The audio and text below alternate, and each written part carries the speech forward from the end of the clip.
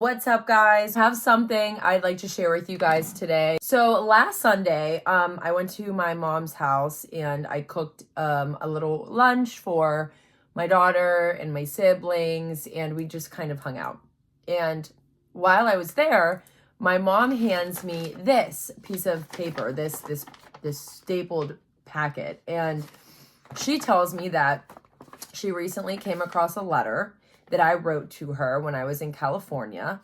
And she made a copy of it and she gave it to me. We were going back and forth on when the date could have been. She claims she doesn't know when the date was. She could just look in her email, but whatever. I'm not going to make her go do that. So we know that this had to be around 2016 because that's when I was out in California. Either way, this wasn't the final time I got sober. I definitely relapsed a couple times after this. And I thought what we could do today is we could browse through this letter. I have not read it yet. I want to read it for the first time with you guys. This will be my pure reaction. I don't remember writing this. I couldn't have had much sobriety time when I wrote this to my mom. So without further ado, let's jump right into the video. If you are new here, welcome. I'm so glad to have you. You don't need to be in recovery to be a part of this community. There's so many aspects of my story. So please know, no matter who you are, where you come from, what you're about, you are welcome here. If you are not new, welcome back, my friends. Drop where you live, drop your sobriety date if you have one. Hold on tight, because this is gonna be a roller coaster. Let's go.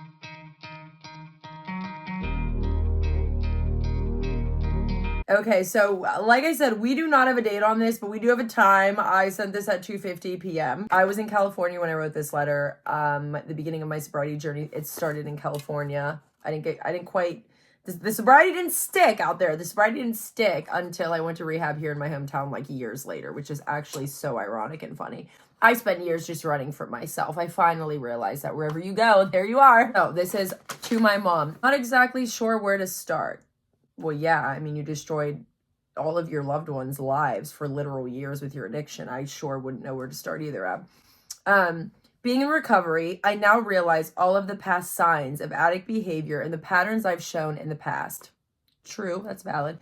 In high school, I was always the friend able to take shots while everyone else casually drank beer. This is also true. Even the guys at parties would be like, at me. Anyway, the first time I drank was freshman year. The summer before freshman year, but yeah. This was also the first time I blacked out from alcohol. Little did I know, this was only the beginning. Around junior year, I started experimenting with party drugs. Why am I telling my mom? Like, how is this helpful? Like, if I would have read this as her, this would have just like, I mean, sure, it gives her like a further understanding of like what led up to my addiction, but like, this couldn't have been fun for a mother to read about her daughter. Anyways, I don't know why I did this to her. I started experimenting with party drugs. This didn't excite me much. I needed the hardcore stuff, Mom. Just kidding. Soon after I took my first benzodiazepine. Oof, true. This is when I felt my best. Side note, I didn't quite get addicted to benzos in high school. I was prescribed a medication by my doctor that was not considered a controlled substance. I can't remember what the medication was, but it gave me the same effect that a benzo would. So I was on those in high school. And I did really, really enjoy them. I remember I would like run out of my scripts too early. Like that sort of thing started to happen, but it wasn't like, whatever. Anyway, I was now able to talk to anyone at any time. I gained confidence and happiness. I justified this drug. Once they were prescribed to me, it suddenly became okay taking them. Things became worse once I started drinking on Xanax. Okay, so this would have been, I'm jumping here apparently. This would have been after I had my daughter because I didn't experience I wasn't prescribed benzos until after I had my daughter, dealt with a lot of postpartum depression, reached out for help, and that is what my doctor decided to give me.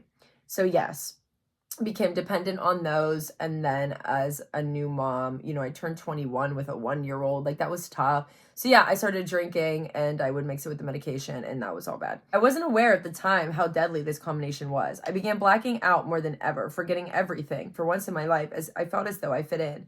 The partying continued after high school. The Xanax and heavy drinking continued up till I was pregnant. It changed everything for me. I enjoyed those 9 months sober. However, after I had my little Sally, that's what I used to call Mila, little Sally, I experienced postpartum depression. Also, Working in the salon was a huge struggle for me. It was so intimidating to me. So I began taking Xanax again.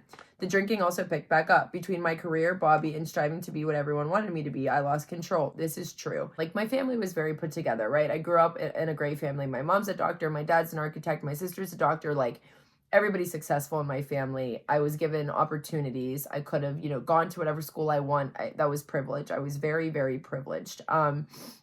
So when my parents found out that their youngest daughter was having a baby to a not the best type of man that your parents would want you to get knocked up with, that was hard for their image because they were very image driven the majority of their lives. It was very much, doesn't matter how you feel, make sure you look good on the outside. So their immediate response to my pregnancy was, will you have to marry him? Will you have to marry him? Like, I remember how hard they'd push me to marry Bobby. I actually I tease my mom about it now. I'm like, still wish I would have married him. She's like, shut up. I felt a lot of pressure for the white picket fence, to create the white picket fence life. And it wasn't because that's what I wanted. It was because I knew that's what my family wanted. And so, yes, I totally lost control. This is all valid. Next, I got my DUI. This is true. This is when, my substance use started to affect me legally. Okay, this would be the first time. Side note, I was at the police station. They called my parents to come pick me up after my DUI, and my parents said, no, we are not coming to get her, put her in jail. In which the police did. That is the first time Bobby, the father of my child, and my parents really got into it, because Bobby disagreed with that decision so much and tried explaining to my parents that, sure, I understand you're trying to teach her a lesson here, but like, that could really screw her up further. Like, that's going to do her more harm than good, essentially, is how Bobby felt. So that didn't go over well. There was a big argument there. Bobby's the one who bailed me out. Bobby's the one who came and got me. Bobby has been the one who has bailed me out of jail every single time I've been in there. So let's move on. Next, I got my DUI. Personally, after this major life event, I feel I spiraled down the most. These behaviors continued until Bobby and I split and I moved back in home with you, Dad, and Mila. This was hard for me. Very true. One thing I've learned over the years is, like, I cannot live with my parents. I can't live with my mom. My mom is my best friend. I love her to death. Mom, I love you if you watch this video, but like, I cannot live with you. Actually, we have gotten a lot better. Like, we go on vacation together now. Like, it's good. I remember when I first got sober in my first year of sobriety and I went to the beach with my mom, like, I had my sponsor on speed dial. She was like, call me every 10 minutes if you need to. It was rough. Over the years, we've both learned a lot more about each other. We've both set some boundaries, and it's so much better now. Oh my God. I could stay at my parents' beach house for ever, and it would probably work out. So I feel like this part of our relationship has shifted, and it's not like this anymore. But yes, in early sobriety or trying to stay sober, like, I could not live with my parents. It was a trigger for me. Anyway, so I say here, shortly after this change, I tried my first pain pill. This is true. So Bobby and I split when Mila was 1, and I moved back in with my mom and dad, and my friend introduced me to my first pain pill. All downhill from there. This is when everything changed. I became numb. I craved to feel that way every second of every day. While I took those pills, I felt normal. I was able to get work done, clean, run errands, and concentrate. Very true. After a while, I began spending a lot of money on higher amounts of these pills. Over time, this drug changed me. I became empty inside, mainly depressed, missing some feeling that I'd then try and seek through other people. I had never admitted to myself or anyone else I had a problem. My disease removed me from your home. They kicked me out, is what happened. So then I moved in with some dude that I didn't even like, but we've had the common interest of substance, okay? We had, I'm sure some of you relate to this. Didn't like the man, wasn't attracted to the man, didn't want to be with the man, didn't want to live with the man. But we had a common interest for substance abuse. So I moved in with him. I had nowhere else to go. My parents, kicked me out. I had my daughter there. It wasn't like a trap house or anything. It was a nice, normal home. But him and I were not normal. We were not okay. Anyway, moving along. Living with Dylan was an absolute nightmare. True. Hi, Dylan. That was a nightmare. You're a nightmare. Sorry. This is when I became full-blown severely depressed. I was a walking zombie, simply alive but not living. So many relationships were broken. Once I lost Mila, I lost my mind. Facts. I specifically remember the days where I was off work and I had absolutely nothing to do in that empty house without her. I felt as if I had no purpose anymore. I couldn't make her breakfast, give her a bath, get her ready, play, or go run errands. I had no car, no friends, no life. I began sleeping all day just in hope that maybe I wouldn't wake up. So selfish, I know. I knew a girl whom I used to work with, and she was an addict. The weeks went on, only feeling worse every day. One day, I was terribly, miserably, and depressed. I called her because, as I came to find, the pills weren't enough anymore. My body had gotten used to them. I was tired of spending $30 on a pill that did nothing for me. I can't believe I'm telling my mother all of this. I knew what this girl was doing. It scared the living hell out of me. But the scariest words I said to myself, life-threatening words, I have nothing to lose. This was my addiction speaking to me. I, in fact, had everything to lose. I knocked on her door and gave her a small amount of money. I knew what she would give me would give me the same numb feeling I had been chasing for months. This is the day I surrendered myself to the devil. I cannot believe I said this to my mother. Oh my God. It got me out of bed in the morning and it helped me fall asleep at night. Not a single person knew about my addiction except this girl. It's insane how fast my life turned into complete shit from this drug. We're here on this last little paragraph. I sat up in bed and realized that I was going to die. This is the day I called my mom and finally admitted I needed help. They gave me an ultimatum that I couldn't be in their lives or I had to go to treatment. I want to mention too, though, guys, throughout all of this letter and this time frame that this all happened, even with everything I had said here, I had still never known what it was like to become physically dependent to a drug. When I knocked on that girl's door and she gave me the drug that I'd never tried before, H, I had only done it a couple of times. I wasn't consistently doing it. I never became physically dependent to it. I was genuinely afraid of it. Like, even in the worst of my worst days, my depression, my addiction, that substance scared me. As down and out as I was, I didn't want to lose my life. It intimidated me. It was scary. I knew how strong and powerful it was. I had seen what it had done to people. So I had tried it. I had done it here and there when I couldn't get, whatever else. I justified other pills being okay. At least I wasn't doing that. So anyway, at this point, I had never been physically dependent to something.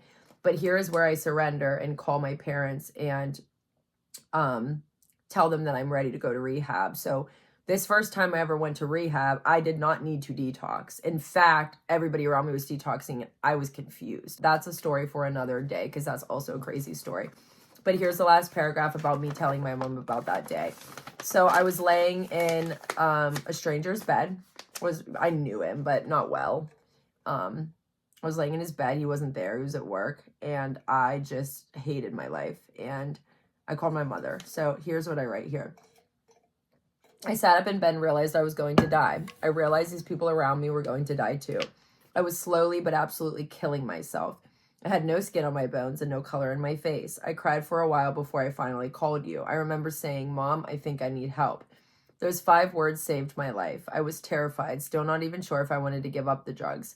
But if there was anything I knew for sure, it was that Mila deserved a mother. Despite my feelings, I picked up my withering body and I packed up my bags.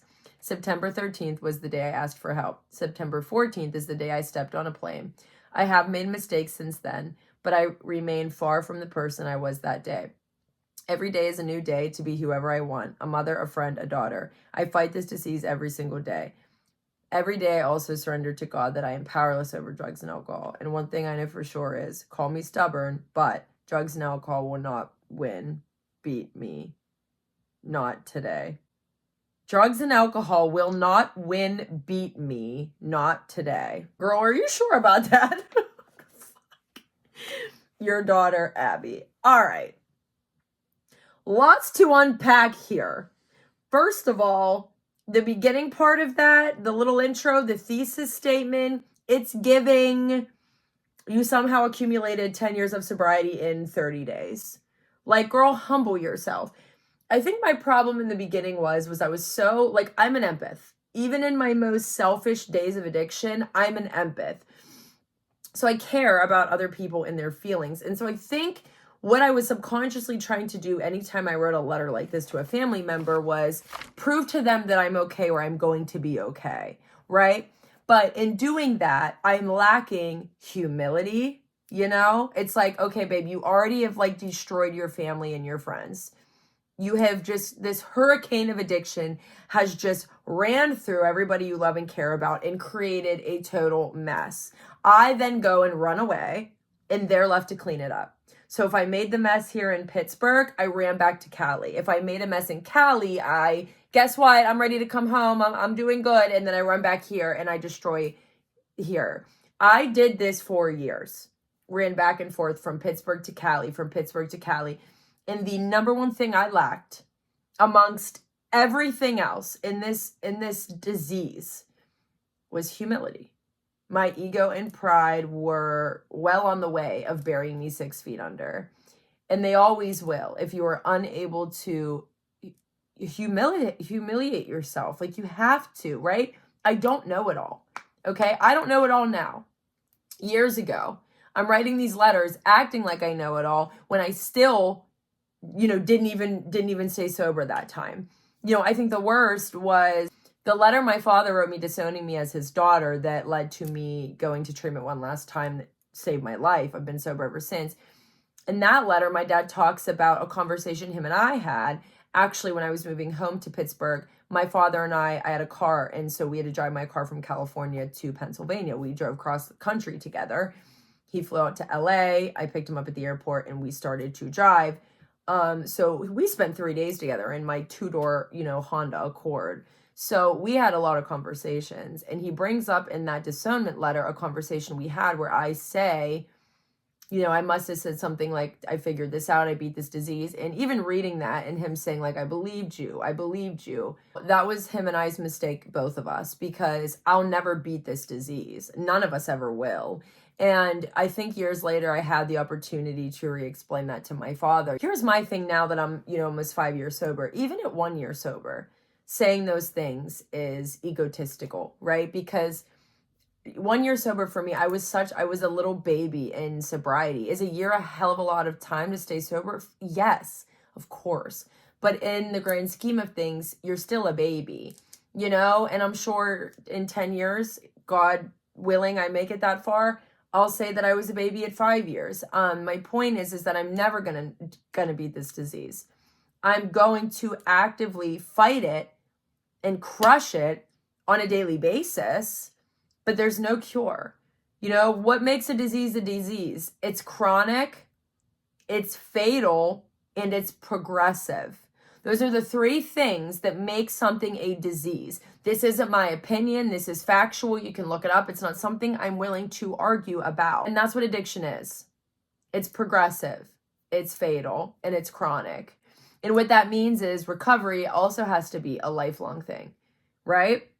The symptom of my disease is active use. And by the grace of God, I haven't seen, touched, or looked at an opiate in well over 5 years. It's not easy to look back and read these kinds of letters because the number one thing that stands out to me is like, you did not know what you were talking about. And granted, a lot of that letter was experience, right? So that it's not like, oh, you're wrong there. No, those experiences were true, which I don't know if I thought that would comfort her. I think my intent was to give my mom a better understanding of the progression of my disease. But I'm sure that was incredibly difficult to read. And I don't know, looking back now, if I would have made that same decision by sending her that letter. I believe action is so much stronger than your words. And, I have people in my life currently who make me these promises and say these things over and over and over again. But at the end of the day, their actions are showing otherwise. And it's like, I no longer care what you have to say because you're teaching me that your words are not valuable because they are not aligning with your actions. And that's a really important thing for me, like really, really important. And so looking back, if I could help anybody who's in early sobriety, I would say this, like, just shut your mouth, put your head down and do the work because they're going to see it, right? I always felt the need to prove in the form of letters. Another really bad one that is just so embarrassing, I could crawl under a rock, Facebook posts. Oh my God, when my memories come up on Facebook from when I was like 30 days sober, acting like I had the whole world figured out, had this whole disease like by the neck. Babe, stop posting statuses on Facebook. Put your head down, do the work, stay humble, and crush it. Because guess what? They're gonna see it. I promise they're gonna see it. I was very, very much into this whole proving thing. And lo and behold, didn't even stay sober after that. You want to know when I did stay sober? For months, I went to IOP, straight to work, closed work, paid my rent, got my car out of repossession mode, went to meetings, did step work, got a sponsor, kept my effing head down, and showed up to court. This letter is giving very much. She somehow accumulated 10 years of sobriety and a master's degree in 30 days. Again, the experience there is cool, whatever. I was giving my mom more of an insight on how my disease progressed in the beginning. That's fine. But using all them fun big words that I probably heard an outpatient that same day, chill, girlfriend. So anyways, interesting letter there. It was fun. If you're working on sobriety, you're in early sobriety, leave the letters alone, put your head down, and show them the work via action. That is where the real progress and success happens. It might take a little longer. It's going to require patience. People might talk and think things of you in the meantime.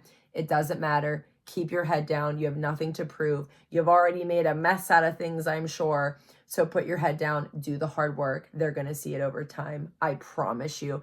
Any questions? Any comments, drop them below. Any videos you want to see, drop them below. Otherwise, I hope you guys have a fantastic weekend. If you are someone who struggles with alcoholism or addiction, I want to let you know that you don't have to get high today. You don't have to drink today. I love you. You are cared about. There are people that are listening to you. There are people that know how you feel. You are not alone and you are welcome here. If you are not already subscribed, make sure to go hit that subscribe button and let me know what you want to see next. I love you guys. Have a good weekend. Bye.